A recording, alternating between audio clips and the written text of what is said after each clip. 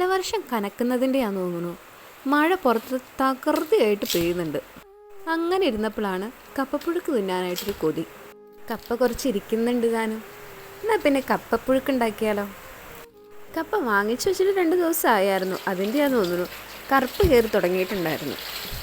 ആദ്യം കപ്പയുടെ തൊലിയൊക്കെ കളഞ്ഞ് വൃത്തിയായിട്ട് കഴുകിയിട്ട് നമ്മൾ ചെറുതായിട്ട് ഇങ്ങനെ കൊത്തി കൊത്തി അരിയും. എന്നെ സംബന്ധിച്ച് കപ്പ ഇങ്ങനെ കൊത്തി നുറുക്കാന്ന് പറഞ്ഞാൽ ഇച്ചിരി ടാസ്ക് പിടിച്ച പരിപാടിയാണ്. നുറുക്കിയ കപ്പ വൃത്തിയായിട്ട് കഴുകും. അതിനുശേഷം വേവിക്കാനുള്ള പാത്രത്തിലേക്ക് ഇട്ടിട്ട് അതിന് മീതെ നെകക്കെ വെള്ളം ഒഴിച്ചിട്ട് ഇച്ചിരി ഉപ്പും കൂടി ഇട്ടിട്ട് നമ്മളത് വേവാൻ വേണ്ടിയിട്ട് വയ്ക്കും. ഞാനിവിടെ ചൂടുവെള്ളമായിട്ട് ഒഴിച്ചു കൊടുത്തേ. അതിനുശേഷം നമുക്കിതിന് വേണ്ടിയിട്ടുള്ള അരപ്പിന് വേണ്ടിയിട്ട് തേങ്ങ ചിരണ്ടി എടുക്കാം. എനിക്ക് മടിയായിട്ട് ഞാനിവിടെ നുറുക്കിയാണ് എടുത്തേക്കുന്നത്.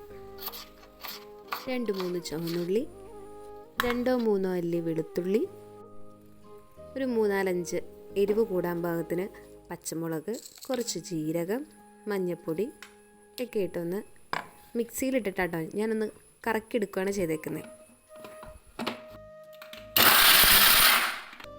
ആ കൂടെ കറിവേപ്പിലയും കൂടി ഇടുന്നുണ്ടേ. പെട്ടെന്ന് വേവുന്ന കപ്പയായിരുന്നു. എന്നാലും ഞാൻ 2 പ്രാവശ്യം അതിൻ്റെ ഇടയ്ക്ക് ഒന്ന് തിളപ്പിച്ച് ഊറ്റിയായിരുന്നു കേട്ടോ. ഒരു മക്ക് ചൊവ അല്ലെങ്കിൽ ഒരു കയ്പ്പ് ചൊവ ഉണ്ടാവാതിരിക്കാൻ വേണ്ടിയിട്ടായിരുന്നു. അതിനുശേഷം കപ്പയൊന്ന് ഊറ്റിയെടുത്തിട്ട് അരച്ച് വെച്ചിരിക്കുന്ന നമ്മുടെ അരപ്പും കൂടി അതിനകത്തേക്ക് ചേർത്ത് കൊടുത്ത് ഒന്നുകൂടി ഒന്നൊരു ആവി കയറി അതിൻ്റെ ആ പച്ചമണമൊക്കെ ഒന്ന് പോകാൻ വേണ്ടിയിട്ട് നമ്മൾ അടുപ്പത്തേക്ക് വെക്കുകയാണ്.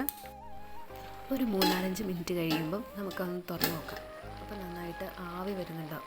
അതിനുശേഷം നമുക്ക് പുഴുക്കും കോല് വെച്ചിട്ട് അത് നന്നായിട്ടൊന്ന് ഇളക്കി കൊടുക്കാം. ഈ സമയത്താണ് ഞാൻ ഉപ്പ് നോക്കുന്നത്. അപ്പോൾ എനിക്ക് ഇച്ചിരി ഉപ്പ് കുറവായിട്ട് തോന്നി. അതുകൊണ്ട് ഞാൻ കുറച്ച് ഉപ്പിട്ട് കൊടുത്തിട്ട് വീണ്ടും നന്നായിട്ടൊന്ന് ഇളക്കി. ഇനി സെർവിങ് ടൈമാണ്. നല്ല ചൂട് കപ്പപ്പുഴുക്കും മുളകിട്ട് വെച്ച നല്ല പുഴമീൻ കറിയും. എൻ്റെ മോനെ സ്വർഗം. ഒരു ഗ്ലാസ് കട്ടൻ ചായയും കൂടി ഉണ്ടായിരുന്നെങ്കിൽ പൊളി. ഇഷ്ടപ്പെട്ടാൽ ലൈക്ക് ചെയ്യണേ, സബ്സ്ക്രൈബ് ചെയ്യാൻ മറക്കല്ലേ.